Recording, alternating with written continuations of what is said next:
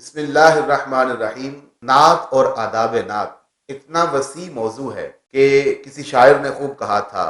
ہو گئی زندگیاں ختم، قلم ٹوٹ گئے، تیرے اوصاف کا ایک باب بھی پورا نہ ہوا۔ عام تاثر ایک پایا جاتا ہے جب نعت کا لفظ بولا جاتا ہے تو عمومی طور پر لوگوں کے ذہن میں کچھ خاص طرح کے لوگ آ جاتے ہیں۔ وہ جو محفل نعت کرواتے ہیں، وہ جو سٹیج پر نعت پڑھتے ہیں، وہ جو نعت لکھتے ہیں، وہ جو سامنے بیٹھ کر نعت سنتے ہیں۔ میرے خیال میں اس کے سوا عمومی تاثر میں نعت کی پہچان اس طرح بدقسمتی سے نہیں۔ جبکہ اگر ہم نعت کے وسیع تعلق کی بات کریں، حضور علیہ الصلوۃ والسلام کی ذات کے ساتھ جڑی ہوئی چیزوں کو بیان کرنے کا نام نعت ہے۔ اب اس میں انسان اپنی جس جہت کو حضور علیہ الصلوۃ والسلام کی ذات کے ساتھ جوڑتا جائے گا، وہ چیز نعت کے ساتھ جڑتی جائے گی۔ مثلا اگر کوئی اپنے قلم کو، اپنے ملکہ کتابت کو نعت سے جوڑتا ہے، کریم آقا صلی اللہ علیہ وسلم کی تعریف کے ساتھ جوڑتا ہے، تو اس کو نعت گو کہتے ہیں کہ یہ نعت لکھ رہا ہے۔ اگر کوئی مائک پکڑ کر کوئی اپنے حصے کلام کے ساتھ لکھی ہوئی نعت کو پڑھتا ہے، تو یہ اپنی زبان کو حضور علیہ الصلوۃ والسلام کی ذات کے ساتھ جوڑنا ہے، یہ بھی ایک نعت کا تعلق ہے۔ اسی طرح جو سامنے بیٹھ کر سنتے ہیں، وہ اپنی حصے سماعت کو کریم آقا صلی اللہ علیہ وآلہ وسلم کی ذات کے ساتھ جوڑتے ہیں، یہ ان کا نعت کے ساتھ اس طرح کا تعلق ہے۔ اگر ہم اسی تعریف کے ساتھ اس کو جوڑتے چلے جائیں تو آپ کو یہ اندازہ ہوگا کہ صرف نعت خواں نہیں، صرف نعت گو نہیں، بلکہ ہر مسلمان، ہر بندہ مومن نعت کے ساتھ جڑا ہوا ہے۔ کریم آقا صلی اللہ علیہ وآلہ وسلم کی ذات، آپ کا تعارف، آپ کی شخصیت، آپ کا اسوہ حسنہ اور آپ کا انداز گفتگو، آپ کی زندگی، آپ کی حیات طیبہ ہر شخص کے لیے اتنی ضروری ہے جتنی کسی نعت گو کے لیے ضروری ہے، جتنی کسی نعت خواں کے لیے ضروری ہے۔ اگر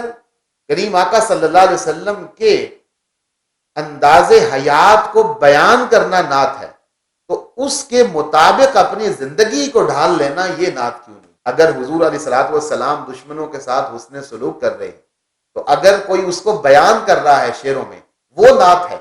تو جو خود اپنے آپ کو اس کیفیت میں ڈھال رہا ہے وہ نعت کے ساتھ متعلق کیوں نہیں؟ بھلے وہ نعت نہ لکھے، بھلے وہ اشعار نہ لکھے، بھلے وہ محفل نعت نہ کروائے، بھلے وہ اس طرح سٹیج پر کھڑے ہو کر نعت نہ پڑھے، لیکن جیسے ہی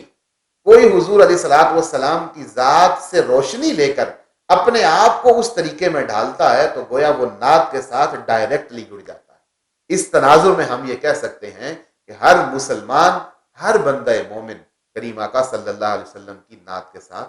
جڑا ہوا ہے، منسلک ہے، اور اس کے ساتھ اس کی اتنی ہی واقفیت ہے جتنی کہ ایک نعت گو کی ہے، جتنی ایک نعت خواں کی۔ اب جب ہم نے یہ دیکھ لیا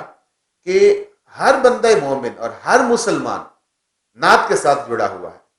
اب جتنا جتنا کوئی نعت سے جڑتا جائے گا اتنے اس کے تقاضے جدا ہوتے جائیں گے۔ ہر سطح پر نعت اپنے آداب بھی رکھتی ہے، اور جو نعت سے جڑتا جاتا ہے اس کی ذمہ داریاں بڑھتی جاتی ہیں کہ وہ صرف نعت کے ساتھ جڑے رہنا ہی ہو کہ یہ بہت اچھی بات ہے اور یہ فائدہ مند ہے، لیکن اگر کوئی اس کے آداب کو ملحوظ خاطر نہ رکھے اور اس کے آداب کا لحاظ نہ کرے اور صرف زبانی کلامی اس کے ساتھ جڑا ہوا ہو، تو اس کو مجھے کچھ کہنے کی ضرورت نہیں، اس کو اپنے گریبان میں جھانکنے کی خود ضرورت ہے کہ مجھے اب کون سی چیز بہتر کرنی ہے۔ کہیں ایسا نہ ہو کہ میرا نعت کے ساتھ تعلق ہے تو میرے کردار کو دیکھ کر اگر میں آداب اس طرح بجا نہیں لا رہا تو کوئی دیکھ کر یہ کہہ سکتا ہے کہ نعت کے ساتھ جڑے ہوئے شخص کا اس طرح کا کردار نہیں ہونا چاہیے، نعت کے ساتھ جڑے ہوئے شخص کا یہ قول و فعل میں تضاد نہیں ہونا چاہیے۔ جو بھی نعت کے ساتھ جڑا ہوا ہے وہ چیز جو پیش نظر ہونی چاہیے، وہ نعت لکھنے والا ہو، نعت پڑھنے والا ہو، نعت سننے والا ہو، نعت کا انتظام کرنے والا ہو، بنیادی اور سب سے اہم چیز وہ ادب بارگاہ مصطفیٰ صلی اللہ علیہ وآلہ وسلم۔ کریم آقا صلی اللہ علیہ وسلم کی بارگاہ کا ادب، آپ کی نسبتوں کا ادب اگر وہ شامل حال نہ ہو تو یہ لفظ کھوکھلے ہیں، یہ جذبات کھوکھلے ہیں، یہ خیالات کھوکھلے ہیں، یہ کتابیں کھوکھلی ہیں، یہ دیوان کھوکھلے ہیں، یہ سب کچھ کھوکھلا ہے۔ اور اگر کریم آقا صلی اللہ علیہ وسلم کا ادب زبان، دل، نگاہیں، سر، جبین، قلب ان کے پیش نظر ہو تو پھر سکوت بھی نعت ہے، پھر خاموشی بھی نعت ہے، پھر بندہ چپ بھی رہے تو وہ بھی نعت کہہ سکتا ہے، وہ آنسوؤں کے ذریعے نعت کہہ سکتا ہے، وہ دل کی دھڑکن پر بھی نعت کہہ سکتا ہے، وہ اپنے دماغ میں بھی نعت کہہ سکتا ہے۔ کیوں؟ کیونکہ اس کے پیش نظر حضور علیہ الصلوۃ والسلام کا ادب اور آپ کی ذات کا احترام ہے۔ اور دوسری چیز جو نعت کے مقصد میں شامل ہے، بنیادی مقصد، وہ ہے فروغ عشق رسول، کہ ہم حضور علیہ الصلوۃ والسلام کی صفت و ثنا کر کے ایک تو آپ سے عشق کا اظہار کریں، دوسرا ہم جن کو سنا رہے ہیں ان کے اندر عشق رسول صلی اللہ علیہ وسلم کی چنگاری کو روشن کریں۔ ہر شخص غلط رستہ چھوڑ کر نعت سن کر کہ حضور علیہ الصلوۃ والسلام کی زندگی ایسی ہے تو میں اپنی زندگی کو بھی اس کے مطابق ڈھالوں، اس کے مطابق اپنے آپ کو تیار کروں، یہ بنیادی مقصد ہے اور ہونا چاہیے ہر نعت گو کا، ہر نعت خواں کا، ہر نعت سے جڑے ہوئے شخص کا۔ لیکن سوال یہ ہے کہ آج کل کی نعت کیا اس مقصد پر پورا اتر رہی ہے؟ نعت سے مراد میری نعت سے متعلق لوگ ہیں، کیا نعت گو ایسی نعت لکھ رہا ہے جس سے فروغ عشق رسول ہو؟ کیا نعت خواں اس طریقے پر نعت پڑھ رہا ہے جس سے فروغ عشق رسول ہو؟ کیا نعت کے انتظامات کرنے والا، محفل نعت کے منتظمین کیا اسی نہج پر نعت کے انتظامات کر رہے ہیں جس سے عشق رسول کو فروغ ملے؟ تو اس کا جواب بدقسمتی سے نہیں میں ہے، نہیں میں ہے، نہیں میں ہے۔ یہ تو بیماری ہے۔ اب اس کا حل کیا ہے؟ حل وہی ہے کہ ہم نے نعت کو کہیں پیچھے چھوڑ دیا ہے اور اس کے ساتھ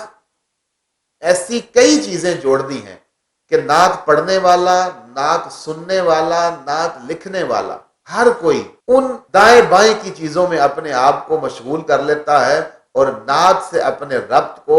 قائم نہیں رکھ پاتا ہے۔ یہی وجہ ہے کہ ان عللے تللوں میں پڑ جاتا ہے، اس نمود و نمائش میں پڑ جاتا ہے اور نعت کہیں پیچھے رہ جاتی ہے۔ یہی وجہ ہے کہ نعت اپنے مقصد کو پورا کرتی ہوئی نظر نہیں آ رہی ہے۔ ضرورت اس امر کی ہے کہ ہم وہی ماحول پھر سے اپنی محافل میں لے کے آئیں، وہی عشق رسول صلی اللہ علیہ وسلم کا مقصد لے کر نعت کے میدان میں اتریں۔ ہمارے قلم سے، ہماری زبان سے، ہمارے خیال سے، ہمارے دماغ سے، ہمارے دل سے عشق رسول صلی اللہ علیہ وسلم کا نور پھوٹنا چاہیے اور اس سے ایسی روشنی نکلنی چاہیے جس سے چار دانگ عالم منور ہو جائے۔ پچھلے کسی سیمینار میں نے عرض کیا تھا کہ اگر ہم کچھ چیزوں کو بہتر کر لیں تو آپ سالوں میں نہیں، دنوں میں تبدیلی کو محسوس کریں گے۔ ان میں پہلی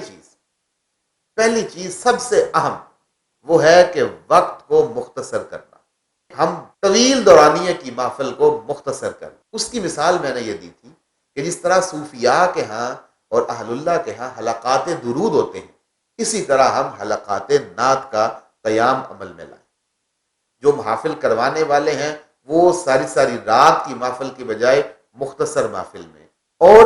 اس کا ماڈل جو ہے وہ حلقات درود ہونا چاہیے جو صوفیاء کے ہاں ہے، اہل اللہ کے ہاں۔ اس میں یہ ہے کہ باقاعدہ ایک جو گیپ ہے سٹیج اور عوام کا، اس کو بھی ختم ہونا چاہیے۔ دوسری چیز کہ بڑی محافل میں سجاوٹ کے نام پر، حالانکہ یہ سب اپنی اپنی جگہ پر مستحب اعمال ہیں اور فائدہ مند ہیں، اس پر تو میں کوئی کومنٹ نہیں کر رہا، لیکن ہم چونکہ ایک چیز کو اصلاح کی طرف لے کے آ رہے ہیں اور نعت کے مقصد کی طرف لے کے آ رہے ہیں، تو ہر اس چیز کا تعین ضروری ہے جو نعت کے مقصد میں رکاوٹ ہے۔ اب اس سے زیادہ کیا ہوتا ہے کہ ہم سٹیج اتنا خوبصورت سجا لیتے ہیں، اس میں دائیں بائیں ایسی چیزیں لگا دیتے ہیں کہ بعض اوقات نعت پڑھنے والا، نعت سننے والا نعت کی بجائے ان چیزوں میں اپنے آپ کو مشغول کر لیتا ہے اور نعت کی طرف مکمل توجہ نہیں دے پاتا۔ اور سب سے اہم چیز جو میں نے محسوس کی وہ یہ کہ محفل نعت کا قیام بالکل الگ ہونا چاہیے۔ کس سے الگ ہونا چاہیے؟ ہر قسم کی دوسری محفل سے۔ مثلا محفل منقبت اس سے جدا کر کے محفل نعت کا تشخص ہونا چاہیے، محفل منقبت کو الگ ہونا چاہیے، محفل نعت کو علیحدہ ہونا چاہیے۔ ہمارے ہاں جو رواج ہے نا وہ یہ ہے کہ جب کوئی نعت خواں شروع کرتا ہے، وہ حمد سے شروع کرتا ہے، پہلا نعت خواں، اس کے بعد وہ نعت پڑھتا ہے، اس کے بعد وہ منقبت پڑھتا ہے، مولا کائنات شیر خدا کرم اللہ تعالیٰ وجہ الکریم کی منقبت پڑھتا ہے، تو وہ ایک ایسا ماحول بن جاتا ہے کہ دوسرا آنے والا وہ پھر نعت کی طرف راغب نہیں ہوتا، بلکہ وہ وہیں سے منقبت کی طرف چلا جاتا ہے، اور اس سے اگلا آنے والا، اس سے اگلا آنے والا، پھر یہ ساری محفل نعت محفل منقبت میں کنورٹ ہو جاتی ہے۔ حالانکہ منقبت اچھی چیز ہے، میں اس پر کوئی بات نہیں کر رہا، کوئی اس کو غلط مفہوم میں نہ لے، لیکن محفل نعت کے ٹائٹل میں محفل نعت ہونی چاہیے، اور نعت سے مراد جیسے میں نے بتایا کریم آقا صلی اللہ علیہ وآلہ وسلم کی ذات اور آپ کی صفات کا بیان ہے، اور اس کو تعریف اور تمدیح کے ساتھ جوڑنا نعت کہلاتا ہے۔ اس میں کلام کا انتخاب بہت ضروری چیز ہے، کلام کا مستند ہونا بہت اعلیٰ چیز ہے، کہ وہ بڑا مستند کلام ہونا چاہیے، معیاری کلام ہونا چاہیے، گو وہ کسی بھی زبان میں ہو، پنجابی میں ہو، فارسی میں ہو، اردو میں ہو، سرائکی میں ہو، یا کسی اور زبان میں بھی ہو، لیکن اس کے بول، اس کے اشعار ایسے ہونے چاہیے کہ جن سے لگے کہ یہ واقعی نعت ہے۔ بعض اوقات ایسا ہوتا ہے کہ نعت کی آڑ میں وہ کلام پڑھے جاتے ہیں کہ اگر ان کو تنقید کی چھلنی سے گزارا جائے تو نعت سے ان کا دور دور تک کا بھی کوئی تعلق نہیں نکلتا۔